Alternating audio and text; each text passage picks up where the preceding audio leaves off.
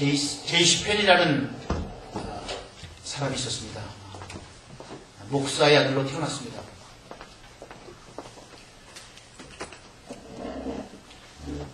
목사의 아들이었기 때문에 고등학교 때까지 집에 있으면서 신앙생활을 열심히 했습니다. 의무적으로. 하지만 이제 그가 대학을 들어가면서 이제 집을 떠나게 되면서 교회도 떠나고 신앙도 떠나고 하나님도 떠났습니다. 자기 나름대로 뭔가 열심히 노력해서 성공하겠다고 생각했습니다. 하여튼 열심히 노력한 결과 그 사람은 상당히 큰 기업을 운영하게 되었습니다.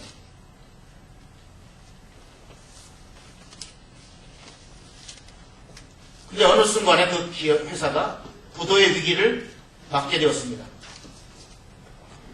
스트레스로 그가 쓰러지게 되었고 육체적인 질병까지 발병되어서 이제 거의 소망이 없는 죽을 병에 걸려서 누워 있었습니다. 어느 날 병실에 있던 그에게 감미로운 선율이 들려왔습니다. 어려워 낙심될 때 주 너를 지키리. 위험한 일을 당할 때 주 너를 지키리. 주 너를 지키리. 아무 때나 어디서나 주 너를 지키리. 늘 지켜주시리. 그 선율과 음성을 따라서 그가 발걸음을 옮겼는데 병원에 채플이었고 여러 사람이 모여서 기도회를 갖고 있었습니다. 그는 주님께 무릎 꿇고 자신이 하나님을 떠나서 자기 멋대로 살았던 것에 대해서 철저하게 회개하게 되었습니다. 그리고 하나님이 주신 평안이 그의 가슴에 가득 채우셨습니다.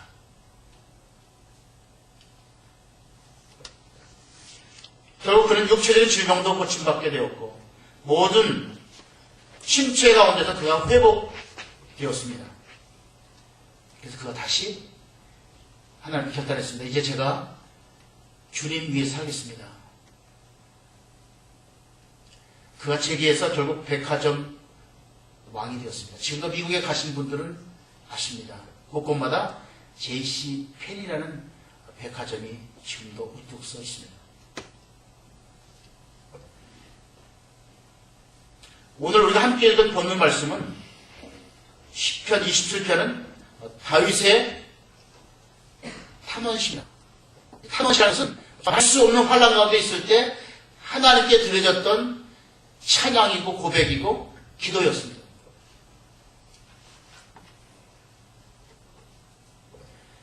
하지만 다윗은 그 처절한 상황 가운데서도 가슴 뜨겁게 하나님을 찬양하며 승리에 대한 확신을 고백하고 있습니다.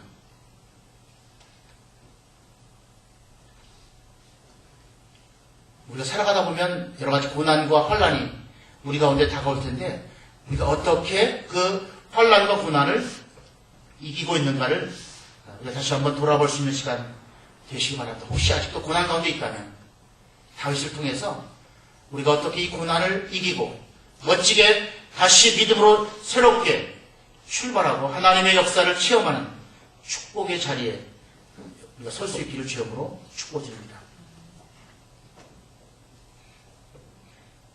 오늘 본문에서 그 다윗이 당한 환난이 엄청나게 극심했던 모습을 보여주고 있습니다. 그 내용이 2절에 보면요. 악인들이 내 살을 먹으려고 내게로 돌아왔으나 나의 대적들 나의 원수들인 그들은 실족하여 넘어졌도다. 여기 보면 내 살을 먹으려고 짐승이 나를 갖다 공격하듯이 그렇게 고통당하는 상황이었습니다. 3절에 보면 군대가 나를 대적하여 진칠지라도 군대가 나를 대적하여 진친다. 그 뒤에 보면 전쟁이 일어나 나를 치려할지라도 그러니까 다윗이 경험하는 이 환난은 극심한 환난이었음을 보여주고 있습니다. 그 환난을 다윗이 어떻게 이길 수 있는가는 딱 한 가지 비결입니다. 믿음이었습니다. 3절 끝에 보면 나는 여전히 태어나리로다. 지금 상황이 어떤 상황이죠? 환난 가운데 있는데 죽음의 위기 가운데 있는데 어떻게 태어날 수 있겠습니까? 처절한 고통이 문제가 심각하게 우리 가운데 있는데 어떻게 우리가 태어날 수 있겠습니까? 다윗은 철저하게 하나님을 신뢰하는 믿음 가지고 그 상황에서도 나는 태어나다. 나는 괜찮다.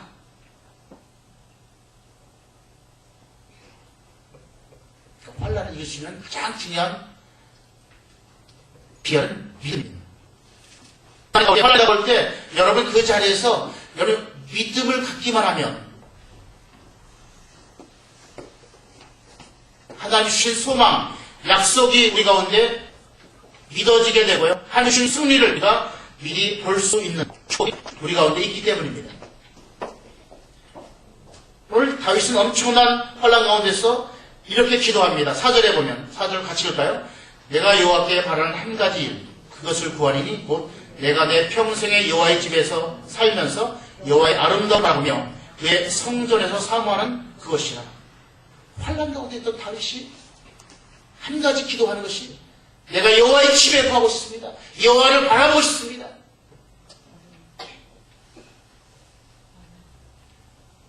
(6절에) 보면 내가 그의 장막에서 즐거운 제사를 드리겠고 노래하며 여호와를 찬송한다. 환난 가운데 있던 다윗의 오직 한 가지 기도 제목이 여호와의 집에서 내가 가고 싶습니다. 여호와를 바라보고 싶습니다. 여호와를 경배하고 싶습니다. 여호와를 찬양하고 싶습니다. 상황이 좀 여호와를 찬양할 상황이 됐습니다. 생명에 위협받는 상황이 됐습니다. 사울이 다윗을 죽이기 위해서 수많은 사람을 군사를 풀어서 지금 추격하고 있습니다. 나중에는 자기 아들 압살롬 맞아 죽을 놈이죠. 이 압살롬이 아버지를 갖다 무너뜨리기 위해서 반역을 일으켜서 죽이려고 막 공격해왔습니다. 그러니까 얼마나 힘들겠습니까? 자기 아들이 심지어 자기를 죽이고 왕이 되려고 하는 상황인데 얼마나 힘들겠습니까? 그런데 다윗은 그 환난, 그 처절한 상황에서 그가 하나님을 신뢰하고 나는 태어났다. 괜찮다. 쉽게 말하면 빽이 든든한 거죠. 굳이 빽이 아니고요. 하나님 빽이 되기 때문에 다윗은 하나님이 나를 지켜주시고 반드시 나에게 승리 주신다는 사실을 그는 확신하고 있습니다. 그래서 흔들리지 않았습니다. 물론 고통스럽고 힘들었죠. 나는 태어났다.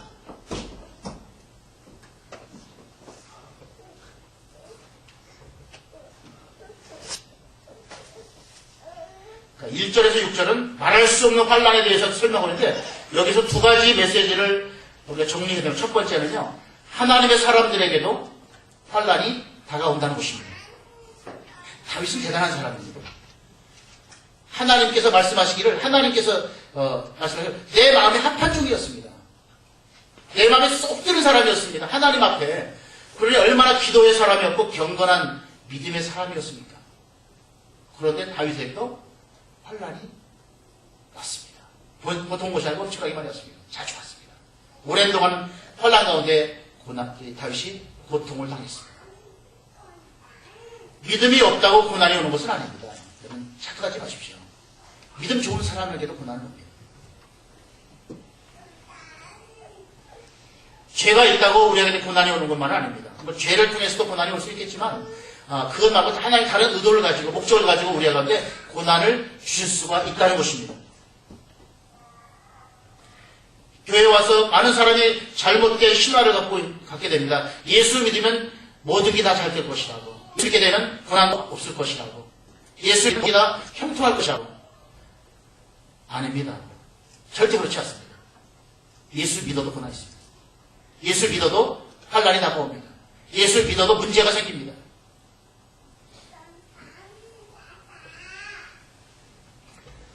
근데 불신자들과 믿는 사람이 다른 것은 똑같은 문제가 오지만 우리 성도들, 신자들은 이 고난을 통해서 우리가 우리 인생이 업그레이드가 됩니다. 하나님이 우리를 만지십니다. 우리 믿음을 키워주십니다. 우리의 그릇을 준비시켜서 축복받을수록 우리 그릇을 준비시켜 주십니다. 그러니까 고난이 아니었다면 진정 우리가 하나님의 은혜와 축복을 받을 수 없습니다. 다윗은 시편 119편 71절에서 고난당한 것이 내게 유익이라 이로 인하여 내가 주의 율례를 배우게 되었느니라. 아멘.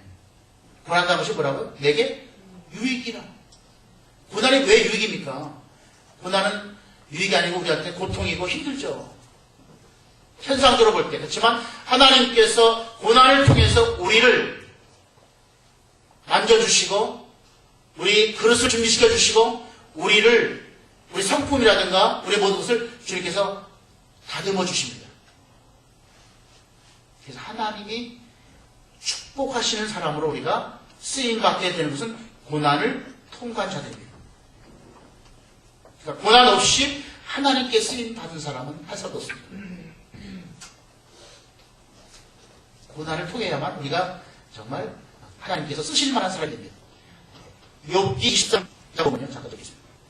욥기 23장 10절 보면요. 그러나 내가 가는 길을 그가 아시나니 그가를 다시고에는 내가 숭분같이 되어 욥의 고난 성경에 알고 때려 쓰는 것을 못하겠습니다. 하지만 그 중에서 정말 단련시켜가지고 수지 정음같이 하나님의 쓰임받아서 주님께서 준비시키시고 살았습니다. 첫 번째 오늘 환란을 계속 주님께서 이제 해주면 이 삶이 있어도 이 사람 중에도 환란은 다가온다. 그리고 환란은 뭐라고요? 하나님께서 목적이 우리를 통해서 원하시다. 우리를 잡으셔서 하나님의 그 축복할 수 있는 그릇을 준비하는 과정이 바로 이 고난의 과정이다. 그것은 성경에 여러 군데 있기 때문에 제가 더 말하지 않겠습니다. 환란과 고난을 통과한 사람을 하나님께서 쓰십니다. 여러분 주위에 믿음의 사람, 믿음 좋은 사람 보면요. 한번 잘 살펴보세요. 그냥 평탄하게 자란 사람, 믿음 생활할 수 있습니다만 하나님의 큰 은혜를 경험하지 못합니다. 정말 말할 수 없는 고난 가운데서 죽음의 위를 경험하면서 하나님을 경험했던 사람들, 이 사람들이 결국 멋지게 하나님께 쓰임받게 됩니다.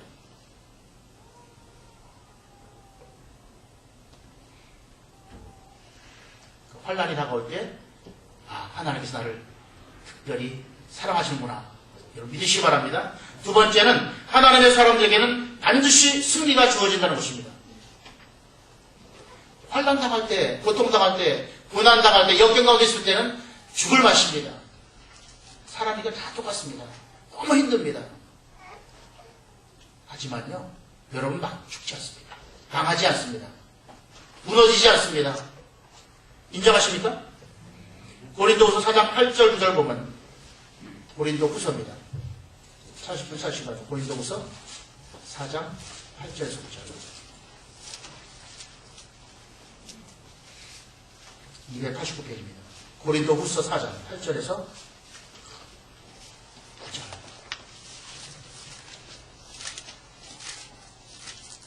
우리가 사방으로 우겨쌈을 당하여도 쌓이지 아니하며 답답한 일을 당하여도 낙심하지 아니하며 박해를 받아도 버림받지 아니하며 거꾸로 들임을 당하여도 망하지 아니하고. 상식적으로 말이 안 맞죠. 사방으로 우겨쌈을 당하면 우겨쌈을 당하게 돼 있죠. 답답한 일을 당하면 낙심하게 되어 있습니다. 박해를 받으면 버림받게 되어 있습니다. 거꾸로 들임을 당하면 망하게 되어 있습니다. 그런데 그렇지 않다는 거죠. 분명하죠. 말씀은 사방으로 우겨쌈을 당하여도 우리가 쌓이지 않는다. 답답한 일을 당하여도 낙심하지 아니한다. 박해를 받아도 우리가 버림받지 아니한다. 거꾸로 들임을 당하여도 망하지 아니한다. 왜요? 7절입니다. 우리가 이 보배를 길것에 가졌으니 이는 심히 큰 능력이 하나님께 있고 우리에게 있지 아니함을 알게 한다. 예수님, 보배 되신 예수님이 우리 가운데 있기 때문에 우리는 결코 망할 수 없는, 무너질 수 없는, 버림받을 수 없는 특별한 운명의 사람들이 된 것입니다. 여러분 지고 싶어도 질 수 없습니다. 망하고 싶어도 망할 수 없습니다. 멸망하고 싶어도 멸망할 수 없습니다. 왜요?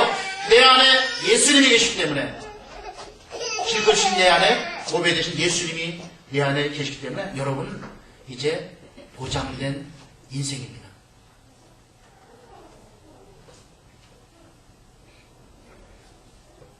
여러분 승리자로 부름받았습니다. 여러분 흥하는 자로 부름받았습니다. 여러분 축복받기 태어났습니다. 여러분 사랑받기 태어났습니다. 왜? 하나님이 여러분을 예수도 십자가 안에서 여러분을 선택하시고 축복하시고 은혜 가운데 역사하시기 때문입니다.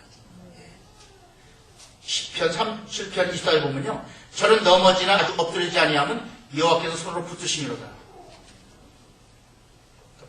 우리가 권투 시합을 보면 만지면 잘못하면 넘어질 때는 있습니다. 근데 아웃이 안 됩니다. 별도 일어납니다. 왜요? 하나님께서 능력의 손을 붙잡고 계시기 때문에, 여호와의 손이 나와 함께 하시기 때문에 여러분 결코 망할 수 없습니다. 여러분 어떻게 인생입니다. 여러분에겐 하나님의 약속이 주어졌고 그 약속이 어떻게 된다면 반드시 성취됩니다. 하나님이 신실하시기 때문에 말씀하시고 그냥 나중에 유야무야 하실 수 없습니다. 하나님 그분 자체가 약속해놓고 내가 어제 그런 말 했니? 네가 잘못 들었겠지. 뭐 그렇게 할 수 없다는 거죠. 한번 약속하시고 반드시 이루십니다. 환난 가운데서 두 가지로, 첫 번째 뭐죠? 성도들도 환난 경험하게 된다. 하지만 성도들은 반드시 그 환난을 이기고 승리할 수 있는 그 승리가 우리 가운데 주어진다. 그래서 이 환난 가운데서 다윗은 정말 멋진 기도했습니다. 여러분도 환난 가운데 있을 때 다윗처럼 한번 기도해 보십시오. 한 가지 하나님께 기도하면서 딱 한 가지입니다. 내가 여호와의 집에 가고 싶습니다. 내가 하나님 바라보고 싶습니다. 내가 하나님을 찬양하고 싶습니다. 왜요? 하나님이 문제 해결자가 되시기 때문에, 하나님이 모든 것을 다 이루어 가시는 분이시기 때문에 하나님 붙잡으면 여러분 끝납니다. 하나님 붙잡으시기 바랍니다. 힘들 때, 고난 가운데 있을 때, 환난 가운데 있을 때 하나님을 붙잡으시고 주님으로 축복을 드립니다. 아멘. 다윗은 그런 고백을 했습니다. 그래서 한 가지 기도 제목 다 가집니다. 여호와의 집에 거하게 하옵소서. 하나님 바라보게 도와주시옵소서. 하나님을 찬양하게 도와주시옵소서. 여러분의 고난 가운데 그 초점을 고난의 상황에, 문제에다 집중하지 마시고 여러분의 초점을 하나님께 초점을 맞추는 겁니다. 하나님 문제보다 크신 분을 믿습니까? 아멘. 하나님은 모든 것을 다 능히 이루어 가실 수 있는 분이십니다. 그렇기 때문에 여러분이 하나님께 초점을 맞추는 인생을 살아가시기 바랍니다. 아멘. 근데 어떻게 다윗이 그런 하나님을 고백하고 찬양할 수 있었는가? 오늘 여러 가지가 나오지만 네 가지 하나님의 모습을 같이 좀 나누기 원합니다. 다윗이 경험했던 환난은 극심한 환난이었습니다. 한 사람이 절벽에서 이제 떨어지게 됐습니다. 한참 막 떨어져서 죽었구나 했는데 막판에 뭔가 하나 걸리게 해서 꽉 잡았더니 나무를 잡아서 이제 대롱대롱 매달렸죠. 낭 떨어지니까 밑에 보면 겁나니까 밑에는 안 보고 위에 보면서 막 이 사람이 소리쳤습니다. 하나님 살려주세요. 하나님께서 뭐라고 응답하는지 아세요? 그것을 손에서 놓거라. 이 사람이 속으로 하나님 정말 해도 너무하다 정말. 자기가 안 매달렸다고 그래. 손 놓으면 나 죽는데.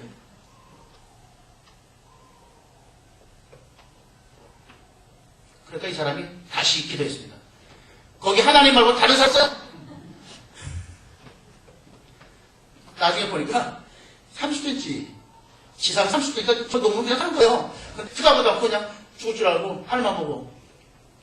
그 우리들의 모습일 수 있다는 것이죠. 하나님께서 정말 여러분 갖다 음성 들으실 때는 그냥 순종하시면 됩니다. 내 이치 안 맞더라도 순종하면 역사가 나타납니다.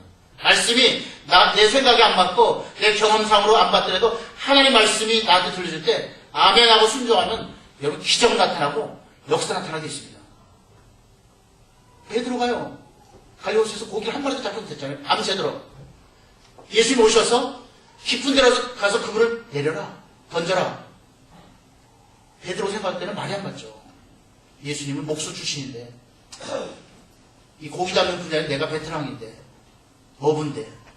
근데 와서 훈수를 두는 것이 말도 안 되는 훈수를 뒀습니다. 그런데 그때 베드로가 말씀에 의지하여, 예수님 그 말씀에 의지해서, 제 경험상으로 볼 때는 안 맞지만, 말씀에 의지해서 그때 금을 던졌을 때, 깊은 데서 2배 가득 채우는 고기가 잡힌 기적을 체험했습니다. 여러분들이 삶 속에서 하나님의 말씀이 할 때 여러분 순종하시기 바랍니다. 네. 순종에 하나님의 능력이 나타납니다. 기적이 나타납니다. 다윗이 경험했던 그 하나님을 오늘 함께 우리가 경험하고 만나볼 수 있기 바랍니다. 첫 번째 하나님은요, 1절에 보면, 오늘 10편 20편 1절에 보면, 여호와는 나의 빛이요 나의 구원이시니 내가 누구를 두려워하리요. 여호와는 내 생명의 능력이시니 내가 누구를 무서워하리요. 첫 번째 하나님은 어떤 분이라고요? 하나님은 건져주시는 하나님이다. 우리가 빠져있을 때, 멸망의 늪에 빠졌을 때 하나님께서 그냥 구경만 하신 분이 아니고 우리를 건져주시는 분이시다. 숨도 제대로 쉬지 못하는 그 환난 가운데 있던 다윗을 하나님께서 건져주신다. 살려주신다. 10편 40편 좀 앞쪽입니다. 40편 1절 2절 제가 읽겠습니다. 10편 40편입니다. 내가 여호와를 기다리고 기다렸더니 귀를 기울이사 나의 부르짐을 들으셨도다. 나를 기가 막힐 웅덩이와 수렁에서 끌어올리시고 내 발을 반석 위에 두사 내 걸음을 견고하게 하셨도다. 기가 막힐 웅덩이 수렁에 빠져있는 이 사람을 갖다 하나님께서 어떻게 건져주시고 끌어올리셨다. 하나님은 건져주십니다. 하나님 구원해 주십니다. 하나님 해결해 주십니다. 하나님은 역사하십니다. 아멘. 우리 혹시 사망의 늪에 빠진 분 없습니까? 문제 가운데 빠진 분 없습니까? 여러분 하나님의 손을 잡으십시오. 하나님 우리 가운데 지금 손을 뻗치고 있습니다. 능력의 손을 뻗치고 있습니다. 여러분 잡으셔야 됩니다. 이 믿음입니다. 마가복음 5장에 보면 12의 혈루증 앓는 여자가 나옵니다. 혈이라는 것은 뇌기랑 유출병입니다. 유출병. 피가 멈추지 않는 병입니다. 문둥병하고 유출병은 천병, 하나님 저주한 병이라고 해서 그 공동체에 살지 못합니다. 이 여자 12년 동안 이 유출병에 고생하고 있었기 때문에 병원에 가서 돈 갖다 다 해가지고 병 가봤는데 돈만 다 없어지고 병도 낫지 못했습니다. 이게 뭐 방법을 썼습니다. 세상으로부터 버림받은 사람이고 유출병, 하나님께 저주받은 병을 앓는 이 여자. 하지만 어느 날 이 여자가 그래도 귀가 보배라고 소문을 들었습니다. 예수님이라는 분이 계신데 그분이 정말 가는 곳마다 불치병자도 고치신다. 죽은 자도 살리시고 그가 기도를 쫓아내고 나병도 고치시고 중풍도 고치시고 그 소식을 듣고 이 12 혈중 아는 여자가 예수 만나면 낫겠다 하는 생각을 하게 됩니다. 근데 그 예수님이 마침 동네를 지나가게 됩니다. 그래서 이 12 혈중 아는 여자가 예수님 만나러 갑니다. 워낙 정말 병이 많이 나고 기적이 나타나니까 수많은 사람이 무리에 따라다니기 때문에 예수님한테 상담할 수 없었고요. 기도받을 수 없었습니다. 하지만 이 여자는 내가 예수님 앞에 직접 기도받지 못하더라도 예수님 앞에 상담하지 못하더라도 예수님 옷자락만 잡으면 나는 병 낫겠다는 믿음 가지고 성경에 나오지 않지만 제 생각으로는 사람 많으니까 못 만나잖아요. 엎드렸습니다. 군인처럼 호복으로 슉슉 던져서 예수님 옷자락 딱 잡는 순간에 찌리리 하면서 자기 있는 그 유출병의 그가 깨끗하게 나타났습니다. 병 나았습니다. 여러분이 기적 체험하려면 이 믿음, 단순한 믿음 가셔야 됩니다. 하나님이시면 나를 분명히 고칠 수 있다. 병원에서는 안 된다 하지만 의학적으로는 불가능하지만 그렇지만 하나님 그분이시면 고칠 수 있다. 고칠 수 있죠. 하나님 다수입니다. 제가 채찍에 맞은 으로 말미암아 나무입니다. 정말 그 믿음 가지고 나갔을 때 그 12혈전을 깨끗하게 나음받고 회복되는 역사를 체험하게 되었습니다. 하나님은 우리를 어떤 물량을 건져주신 것이다. 세상의 신들은 건져주지 못합니다. 종교적인 신들이 많죠. 그건 살아계시지 않잖아요. 오래전에 살았다가 죽어서 그 교훈을 가지고 하기 때문에 부처가 나와서 여러분 갖고 뭐 돌을 닦은 가지고 이제 많은 사람이 지금 그걸 이제 따라가는 것이죠. 우리 주님은 살아계십니다. 지금도 우리 가운데 함께 하십니다. 여러분의 아픔을 더 아파하시면서 여러분을 이끌어주시고 건져주시기 원합니다. 여러분 고쳐주시고 회복시켜주시기를 원합니다. 여러분 우리 주님은 어떤 분이라고요? 건져주시는, 해결해주시는 분이십니다. 다 멀리서 그냥 가만히 감상하시는 분이 아니십니다. 지금 바로 우리 안에 오셔서 성령 오셔서 우리 삶 속에 함께 하셔서 우리의 아픔을, 우리의 문제를, 우리의 아버지 고난을 통해서 하나님께서 우리를 회복시키고 건져주시고 역사해 주시는 것이다. 두 번째 하나님은 8절에 보면요. 8절입니다. 8절. 10편 20편 8절이죠. 같이 읽습니다. 너희는 내 얼굴을 찾으라 하실 때 내가 마음으로 주께 말하되 여호와여 내가 주의 얼굴을 찾으리이다 하였나이다. 너희는 내 얼굴을 찾으라. 주의 얼굴을 찾으리다. 이 주의 얼굴이라는 단어가 파님이라는 단어인데요. 히브리어로. 여기에는 무슨 뜻이냐면요. 미소 지으시다는 뜻을 갖고 있습니다. 웃으신다. 저는 오늘 이 본문을 가서 웃어주신 하나님. 나를 보고 웃어주신 하나님. 그러니까 우리 주위 사람도 나를 사랑하는 사람이 웃어주면 기분 좋잖아요. 안 그렇습니까? 기분 나쁘세요? 기분 좋죠. 제가 오래전에 얘기지만 제가 중학교, 고등학교 1학년 때 중3 여학생이 웃어주는 바람에 제가 완전히 가버렸습니다. 그래서 이제 약속을 하더라고요. 저기 오늘 밤에 오빠 만나 그래서 천번의 여자인데 천번의 여학생인데 그래서 와 가슴 설렘을 가지고 이제 장소에 가는데 저를 맞이한 사람 그 여학생이 아니고 깡패인지 남자친구인지 한 5명이 딱 와가지고 잡아가지고 다구리 막 얘기더라고 무조건. 그런데 나는 가자마자 맞았어요. 여기쯤 이제 사고치시면 되신데 지금도 모르겠어요. 왜 날 때리는지. 내가 그 여학생하고 연애한 것도 아니고 만나자면서 그냥 간 것밖에 없는데 그냥 영화 나오고 똑같습니다. 한 사람이 또 때리고 저 새끼 또 잡아 때리고 그래서 참 내가 일찍 고인일 때 벌써 놀라운 것을 경험했던 사람입니다. 제가 웃어줬기 때문에 갔어요. 사실 잘 아닌 건데 그 웃어주는 것 때문에 여러분 아내는 남편 또 자녀들 지체들이 웃어줄 때 얼마나 기분 좋습니까? 정말 사랑으로 여러분 바라보면서 웃어주는 그 미소 짓는 그 모습이 정말 여러분 위로가 되고요 힘이 됩니다 사실은. 그런데 하나님이 여러분을 향해서 웃어주고 계신다. 하나님이 전능하신 하나님이 우리를 보면서 웃어주신다. 위로받으시기 바랍니다. 민수기 6장 26절 보면 여호와는 그 얼굴을 내게 향하여 두사 평강 주시기 원하노라. 하나님께서 우리 웃어줄 때는 그냥 웃는 것도 끝난 게 아니고 우리 가운데 은혜 주시고 평강 주시고 우리 가운데 힘을 주시고 우리 가운데 위로를 주시는 것입니다. 하나님 어떤 분이라고요? 웃어주십니다. 힘들 때마다 하나님 한번 생각해 보십시오. 나를 향해서 웃고 계신 하나님, 나를 향해서 미소 짓고 계신 하나님. 여러분이 힘들고 어려울 때 하나님은 여러분을 향해서 진정 사랑으로 웃어주시는 분이시다. 그래서 여러분이 정말 행복한 사람이 아닌가 생각했습니다. 하나님이 웃어주고 계신데 얼마나 행복합니까? 하나님은 다 해결하시는 분이잖아요. 여러분의 모든 문제는 깨끗하게 해결될 줄 믿습니다. 세 번째는 10절에 보면 같이 읽겠습니다. 내 부모는 나를 버렸으나 여호와는 나를 영접하시리라.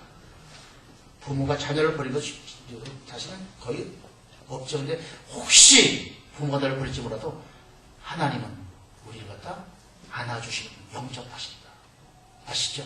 누가복음 15장에 보면 탕자가 둘째 아들이 아버지한테 재산을 어차피 죽으실 거 살아계시지만 지금 저한테 올 유산을 미리 주십시오. 그런 아주 불효자, 몰상식한 욕을 합니다. 근데 아버지가 들어줍니다. 제가 다 정리해가지고 먼 나라 갔습니다. 나름대로 돈 좀 번다고 갔습니다. 하지만 다 탕진해 버렸습니다. 돼지를 치는 종이 됐는데 돼지가 먹는 쥐염 열매도 함부로 먹을 수 없는 비참한 상태가 됐습니다. 어느 날 그가 아버지를 생각했어. 아버지 집을 생각했어. 우리 아버지 집에 가면 흉꾼들도 배불리 먹는데 내가 지금 이게 뭐하는 짓이냐. 아버지 사랑받는 아들이 지금 여기 와서 내가 뭐하는 짓이냐. 그래서 그가 이제 아버지께로 돌아가기로 결단하고 가게 됩니다. 아버지는 문 열어놓고 기다리고 계셨기 때문에 이 둘째 아들이 멀리서 그러니까 눈으로 식별이 안 되는 상도가 먼 상황인데도 그 아들, 그 부모는 자식을 알잖아요. 육감적으로. 그냥 달려가서 그 아들을 깨웠습니다. 냄새나는, 돼지 치다 보니까 냄새나가지고 옷도 누추하고, 정말 신발을 벗어서 정말, 발에는 정말 때가 자욱하고요. 그런 더러운, 그러나 누추한 아들이지만 그 하나 아버지는 그를 껴안아주고요. 그를 축복합니다. 목욕시키고 새 옷을 입히고 가락지를 끼우고 신발을 신기고 그리고 살찐 송아지를 잡아서 잔치를 베풀어 주십니다. 그게 하나님의 모습이거든요. 누가복음 15장의 그 아버지의 모습은 하나님을 우리한테 보여주는 모습. 하나님 그렇게 넓은 품을 갖고 있습니다. 아무리 우리가 냉랭하고 아무리 우리가 싸늘한 우리 마음이 식어 있을지라도 그 하나님의 품에 안기면 녹아나게 되어 있습니다. 신명기 1장 31절에 보면 이 말씀을 중요해서 좀 찾아봐 주겠습니다. 신명기 1장 31절 260페이지입니다. 그 역사는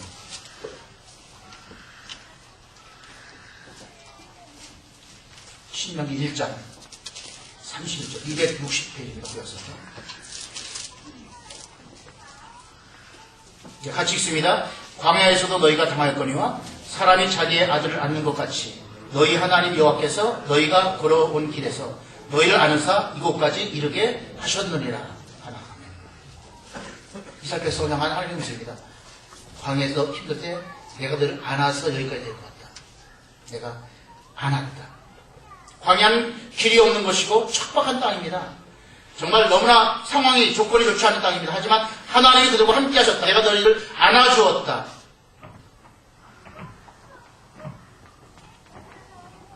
여러분 삶 속에서 이 안는 것을 좀 자주 하시면 좋습니다. 제가 아버지 학교 이제 5주를 다녔더니 거기서 이제 숙제가 뭐냐면 안아줘라. 아내 하루에 한 번씩 아침 저녁으로 허깅하라고 안아요. 사랑해요, 축복해요. 잘 안 되더라고요. 숙제 제가 제대로 못했습니다, 사실. 여러분 앞에는 거기 가서 한 척하고 혼자 왔는데. 근데 실제 하니까요. 그 아무것도 감동. 눈물 나고요. 괜찮습니다. 그러니까 여러분들 가족끼리 좀 허가하십시오. 아침에 한 번씩 껴안아서 사랑해, 축복해, 오늘도 승리해, 뭐 이렇게 자꾸 아이들 학교 보낼 때도 좀 허가해 주시고 안아주시기 바랍니다. 지체들도 모이면 여러분 주일날 좀 허가 좀 하세요. 이렇게 멀뚱멀뚱 쳐다보지 마시고 안아주세요. 동성끼리만. 아니 원래 이성끼리 안아도 되는데 우리 인간이들 잘못하면 좀 문제가 생길 수 있기 때문에 절제하시고 그냥 마음으로 안아주시고 이성은 그냥 동성끼리 좀 안아주시고 부부는 괜찮습니다. 부부나 자녀가는 실컷 안아도 제가 저녁에 하겠습니다. 근데 안아주면요 굉장히 마음에 푸근해집니다. 사실. 그러니까 하나님이 여러분을 안아주신다는 거죠. 하나님이 여러분을 안아주신다. 좋습니까? 안 좋습니까? 좋아요. 좋습니다. 하나님께서 나를 안아주시는데 얼마나 좋겠어요, 여러분. 하나님의 품에 안기면 모든 시름 다 사라지고요. 평강의 은혜가 넘쳐납니다. 하나님은 우리를 어떠나요? 안아주십니다. 우리가 정말 고난 가운데 있을 때, 환난 가운데 있을 때 너무나 가슴이 싸늘해지고요. 너무나 정말 마음은 메말라서 힘들어할 때 하나님 우리를 안아주시는 거예요. 오늘 다윗이 그것을 경험하고 있습니다. 다윗이 그래서 탄생할 수 있습니다. 네 번째는 11절입니다. 27절, 11절, 10절 본문 같이 있습니다. 여호와여 주의 도를 내게 가르치시고 내 원수를 생각하셔서 평탄한 길로 나를 인도하소서. 아멘. 우리를 인도해 주신 하나님. 갈바하지 못하는 상황에서 하나님은 분명한 확실한 길을 우리 가운데 보여주시고 인도해 주신다. 아니 하나님이 길 되신다. 요한복음 14장 9절에 내가 곧 길이요 진리요 생명이니 나로 말미암지 않고 아버지께로 올 자가 없느니라. 여기 보면 I am the way 적반사 쓰고 있어요. 길이 하나님밖에, 예수님밖에 없다. 우리 기독교는 주님이 직접 하신 말씀이거든요. I am the way, 내가 곧 길이다. 이건 우리가 포기해야 못합니다. 뭐 독서적이라고 해도 우리 이건 포기 못합니다. 주님이 하신 말씀 진리니까. 구원은 예수님 안밖에 없습니다. 예수님 통과해야만, 십자가 통과해야만 구원받고, 예수님 믿을 때 진정한 하나님의 자녀가 되는 복이 우리 가운데 임하는 것을 믿으시 바랍니다. 그래서 주님께서 우리의 길을 인도해 주신다. 이번 대통령 선거도 좀 하나님께서 인도해 주실 줄 믿습니다. 여러분, 묻지마 관광처럼 그냥 아무나 찍지 마시고요. 여러분 찍은 대로 나중에 거두게 되기 때문에 정말 여러분이 참 꼼꼼히 살피셔야 됩니다. 정책도 살피고 비전도 살피시고 그 다음에 인격도 살펴서 정말 이분이 정말 우리나라를 정말 이끌어 가시면 정말 21세기 5년 동안 잘 이 어려운 시기를 잘 할 수 있겠다. 그런 분들에게 도장을 빵 찍으셔야 됩니다. 빠지지 마시고요. 고민을 하니까 어떤 분들은 놀러 가는 분인데 선거에는 물론 쉬는 건 쉬지만 그 주권 행사를 하셔야죠. 주권 꼭 하십시오. 왜냐하면 여러분 한 표가 굉장히 중요합니다. 정말 여러분 바른 선택하셔야 됩니다. 뭐 지금 교회에서 지금 어떤 후보를 갖다 이렇게 하는 것들이 많이 많은데 그러면 안 되고요. 여러분 우리 교회에서는 뭐 그렇게 말할 사람도 없고 여러분이 스스로 잘 기도하셔서 좋은 분, 정말 이분이 정말 앞으로 우리나라를 이끌어가면 잘 되겠다. 그런 분들 여러분 선택하셔서 정말 여러분의 그 표를 갖다 던지셔야 됩니다. 선택하셔야 됩니다. 그래서 우리 한국을 향한 하나님의 뜻이 이루어질 줄로 믿습니다. 아멘. 다윗이 경험했던 하나님, 여러 가지가 있지만 오늘 저는 네 가지. 첫 번째는 어떤 하나님이죠? 건져주시는 하나님. 실제 액팅 하시는 하나님입니다. 일하시는 하나님입니다. 그냥 가만히 그냥 바라보시는, 그냥 쳐다만 보시는 분이 아니고 우리가 어려울 때 직접 군 오셔서 우리를 건져주시고 일으켜주시는 하나님이시다. 일을 행하는 여호와. 일을 행하는 여호와. 두 번째, 하나님 어떤 분이라고요? 나를 향해서 웃어주신다. 내가 힘들고 어려울 때, 정말 일할 기력조차 없이 낙마하고 있을 때 하나님 나를 향해서 웃어주십니다. 너 할 수 있어. 내가 너를 사랑하는데. 내가 너한테 지혜 줄게, 능력 줄게. 하나님 웃어주십니다. 세 번째는 하나님 우리를 안아주십니다. 우리의 문제가 그 하나님 품에서 다 해결될 수 있습니다. 안아주신 하나님. 그리고 하나님께서 가장 좋은 길로 우리를 인도해 주시는 하나님 것을 말씀해 주고 있습니다. 13절 보면요. 오늘 본문의 13절. 내가 산자들의 땅에서 여호와의 선하심을 보게 될 줄 확실히 믿었도다. 내가 산자들의 땅. 이게 뭐냐면 믿음으로 살아가는 삶을 말합니다. 은혜 가운데 있을 때 진정으로 하나님의 주신 축복을 우리가 누리게 되고요. 하나님의 응답을 체험하게 되고 하나님의 고치심을 경험하게 되고 하나님의 회복을 우리가 누리게 될 줄로 믿습니다. 언제? 산자들의 땅에 있을 때. 정말 여러분이 생명의 축복을 누린 사람들이 바로 믿음으로 하나님 앞에 나가서 살 때 그 자리에 하나님께서 정말 놀라운 축복이 임할 줄로 있습니다. 그래서 오늘 제가 설교 제목이 뭡니까? 마지막으로 제가 정리한 거 뭐죠? 그 고백이 다윗의 고백. 하나님과 같은 분 없습니다. 사람은 할 수 없고 세상은 할 수 없지만 하나님 그분은 나를 건져주시고 나를 사랑으로 나에게 웃어주시고 나를 안아주시고 나에게 가장 좋은 길로 인도하시는 바로 하나님 같은 분 없다고 이렇게 고백하고 있습니다. 여러분 힘드십니까? 문제가 많습니까? 우리 인생 하나님으로 정권 교체하시기 바랍니다. 12월 19일 날 물론 5년 동안 이끌어간 대통령도 뽑아야 되겠지만 정말 내 인생의 대통령이 나인지 하나님인지 다윗은 자신의 인생의 왕을 자신의 인생의 주인을 하나님으로 삼고 사는 사람입니다. 영적으로 여러분이 정말 이번 토요일날 내가 내 인생의 주인이 하나님이십니다. 내 인생의 왕이 하나님이십니다. 내 인생의 대통령이 하나님이십니다. 내가 대통령 되면 힘듭니다. 문제 많습니다. 한계가 있습니다. 하지만 하나님 대통령 되시면 여러분의 가정과 여러분의 삶 속에 하나님 주신 새로운 시대, 행복한 시대가 열릴 줄로 믿습니다. 이거 투표가 영적인 투표 다시 바랍니다. 맞습니다. 이제 제가 내 인생, 물론 말로는 지금까지 했지만 정말 내 인생 속에서 내가 하나님을 나의 주인 삼겠습니다. 하나님이 나의 대통령이 되십니다. 하나님 나의 왕이 되십니다. 나를, 내 인생을, 내 가정을, 내 자녀를 통치하여 주십시오. 멋진 인생, 행복한 시대, 새로운 하나님의 축복의 시대가 열려갈 줄로 믿습니다.